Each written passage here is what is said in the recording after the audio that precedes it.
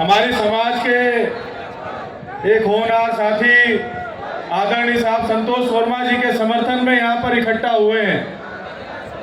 वो जो बात उन्होंने कही थी, मैं समझता हूं कि उस बात के लिए पूरे आरएसएस को उनके पीछे उनके साथ खड़े हो जाना चाहिए था। 1925 से यही प्रयास आरएसएस कर रहा है।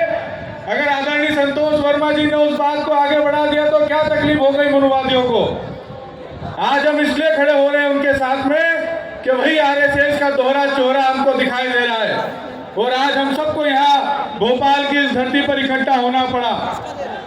वो जिस प्रकार से संतोष वर्मा साहब के खिलाफ भी सरकार षड्यंत्र करके उनको हटाना चाहती है, हम भी ये बता देना चाहते हैं कि जिस प्रकार से मोहन यादव जी आप हम लोगों के साथ में छल कपट कर रहे हो, षड्यंत्र कर रहे हो, हम समझते हैं।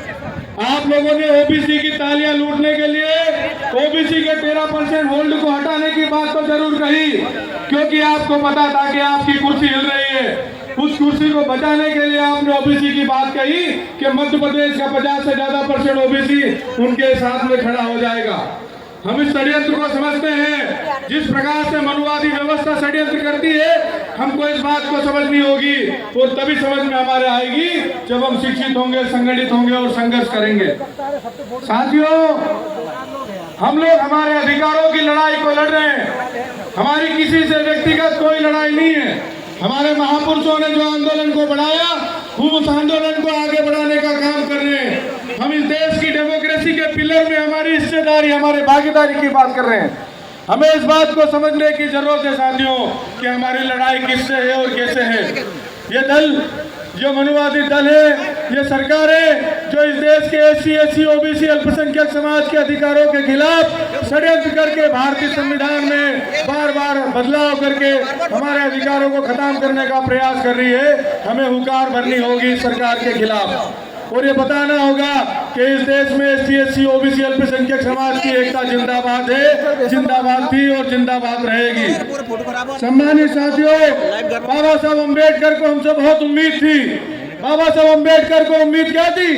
बाबा साहब अम्बेडकर का जन्म 1891 में हुआ, लेकिन जब वो पढ़ लिख करके भारत आए तो इस देश की 21वीं सदी में पैदा होने वाले नौजवान युवाओं से, इस देश की 21वीं सदी में पैदा होने वाले बहुजन समाज से उम्मीद लगाई कि 21वीं सदी हमारी होगी। उन्होंने उम्मीद लगाई कि इसी 21वीं सदी में हम सत्ता की ओर अग्रसर होंगे और सत्ता की प्राप्ति को करेंगे। सत्ता की प्राप्ति को प्राप्त करके इस देश में सत्तारूढ़ पार्टी जो है उनको हटा करके उनकी जो मनुवादी व्यवस्था लागू हुई है उसको हम हटा करके व्यवस्था परिवर्तन करेंगे। तो बाबा साहब अम्बेडकर को खूब उम्मीद हमसे थी। उस उम्मीद पर खरा उतरने के लिए हम सबको काम करना होगा मेरे साथियों। हम सबकी जिम्मेदारी है। आदरणीय, कृपया समय का ध्यान रखें, बहुत से वक्ता हैं, कंक्लूड करें 5 मिनट में अपनी बात। हम लोग एक